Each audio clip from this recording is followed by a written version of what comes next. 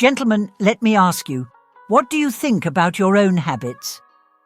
Could they be hindering your ability to unlock your fullest potential?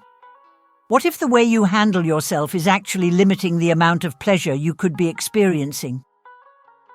Today, I'm going to break down 6 common mistakes that men often make during masturbation.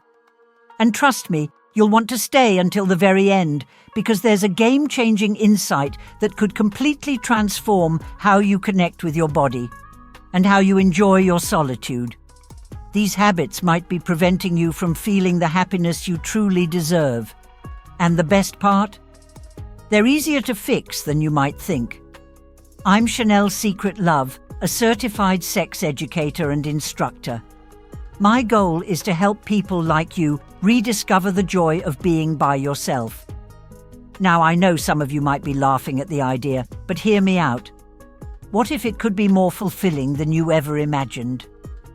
My mission is simple: to help you experience incredible sensations, break free from shame, and truly enjoy the process.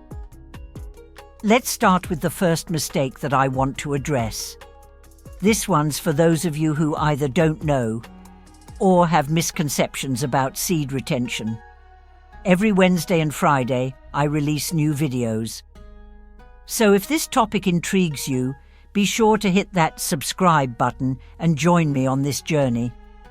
Now, there's a common belief out there that stopping ejaculation gives you superhuman abilities, an energy boost, increased testosterone, and improved focus.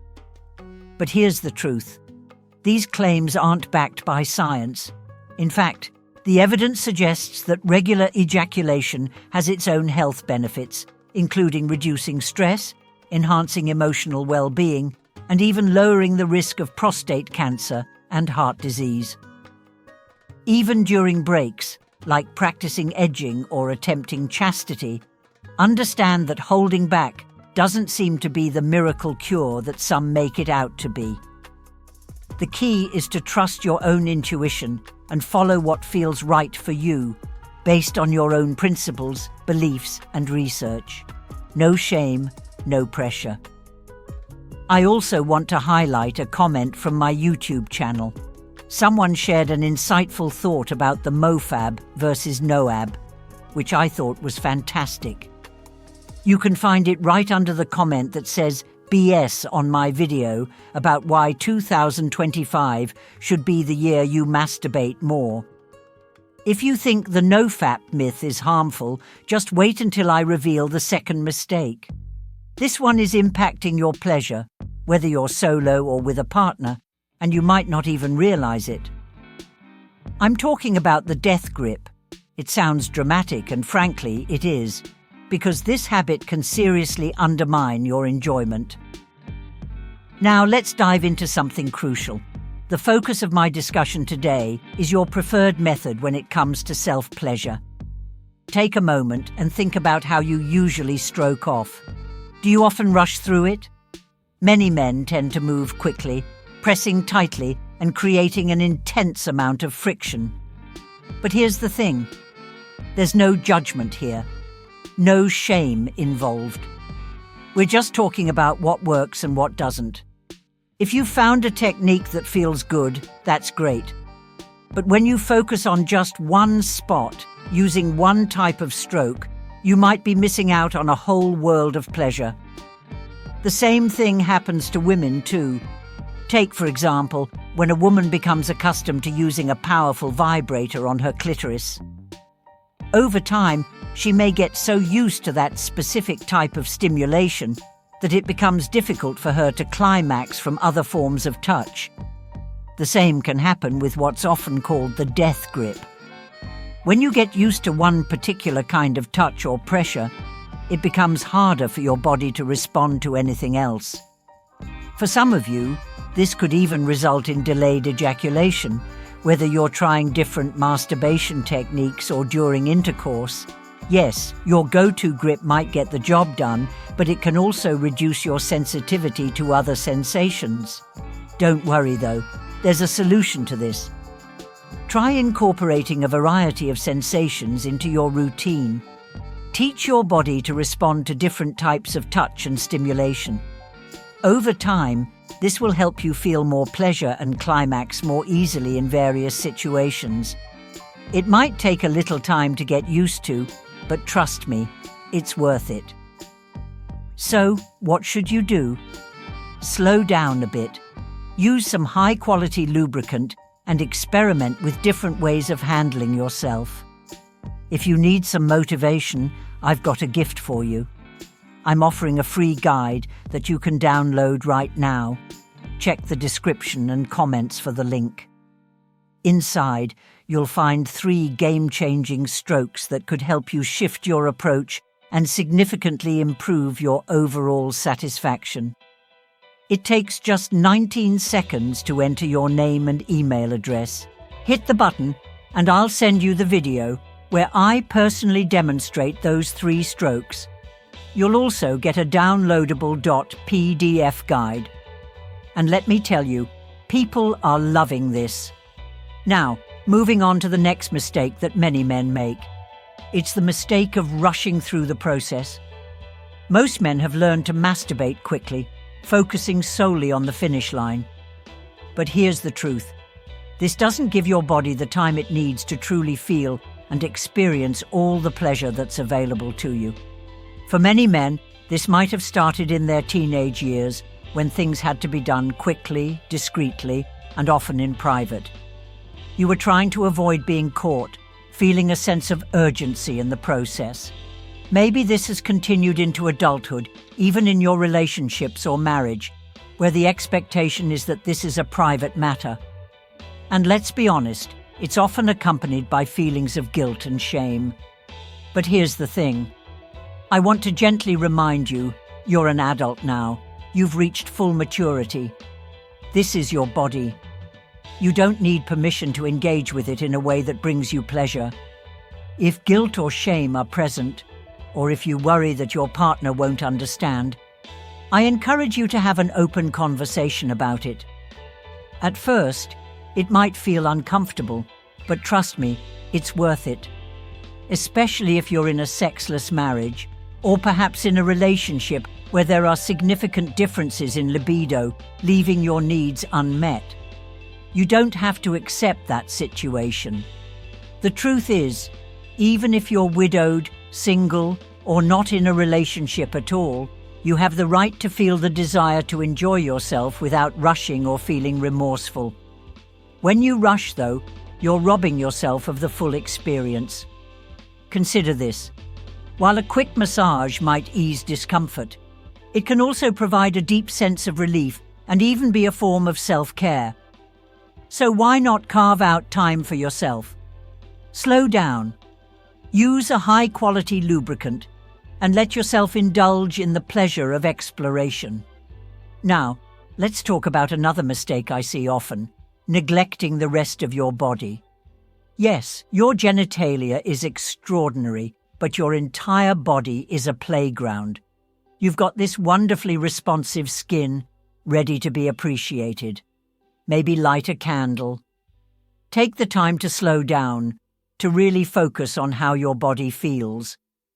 If you focus only on your penis, for example, you're missing out on the broader sensations your body can offer. What emotions are you feeling as you apply lubricant? What areas of your body are you not paying attention to? Are you fully aware of the sensations available to you? Sensations you might have been overlooking because you've been too focused on getting to the finish line quickly? Slow down and really feel. Let your attention drift to different regions.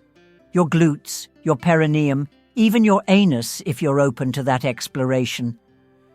All of these areas can offer pleasure and contribute to a richer experience. Another key mistake is using the wrong tools for the job. If you're just grabbing lotion, I want to gently nudge you to reconsider. Yes, it's your body, but why not give yourself the best experience possible? Why settle for lotion, especially if it's fragranced or not made for sensitive skin? Your genital skin is delicate, and you want something that reduces friction, not increases it. If you think a top-tier lubricant isn't necessary, let me challenge that idea. Try it. Just pick one high-quality lubricant, use it, and then come back and let me know how it goes. You might be surprised by how much it enhances your experience. It's an obvious choice, really. And one last thing. Don't shy away from experimenting with tools. These are not just for women. I've even created a video that dives deep into different types of lubes, water-based, silicone-based, and more. You can download it right now.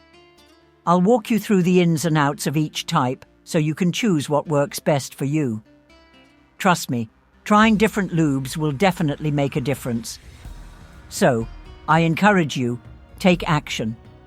Treat yourself to the best experience you can have and let me know what you think.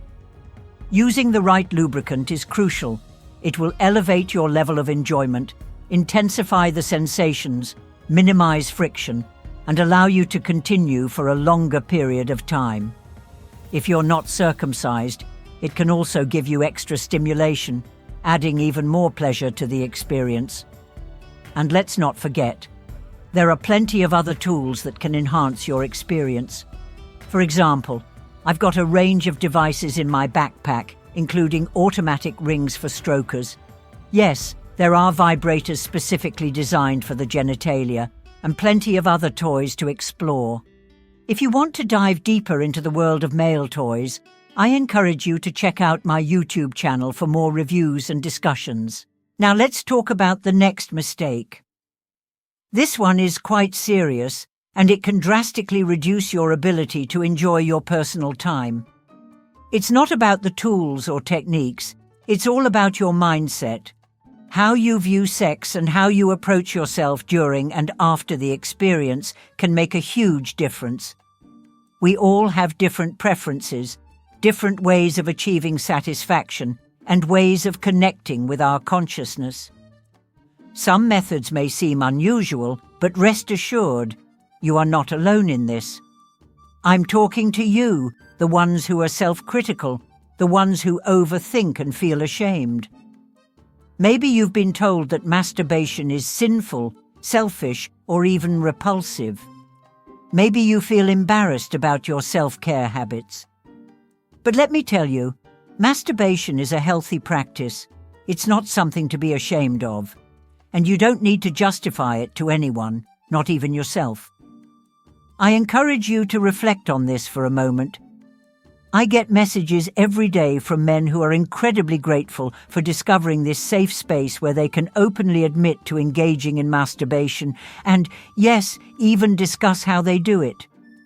They've been carrying the weight of shame, convinced it's something to hide.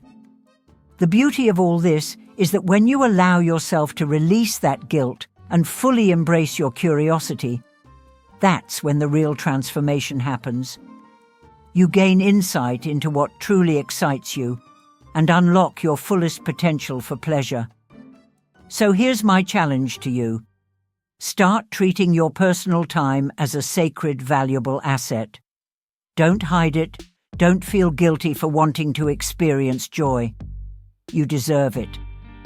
And if you're ready to indulge in your pleasure to the fullest and discover just how far you can take it, I have something for you. It's called Riding Solo, my latest course, and it's all about maximizing your solo pleasure. The course consists of 20 short video tutorials, and it's only $27. In it, you'll discover 17 different jack-off strokes, 12 pleasure-enhancing techniques, how to integrate erotica, both written and visual, into your experience, how to embrace your fantasies while self-massaging. The link to the course is in the description below, and I would be thrilled to have you join me. Until then, I really hope you begin to steer clear of the mistakes I've shared today. Trust me, once you make these adjustments, your sessions will be far more enjoyable. I'm so grateful for your time today. Stick with me, and I'll see you in the next one. Goodbye for now.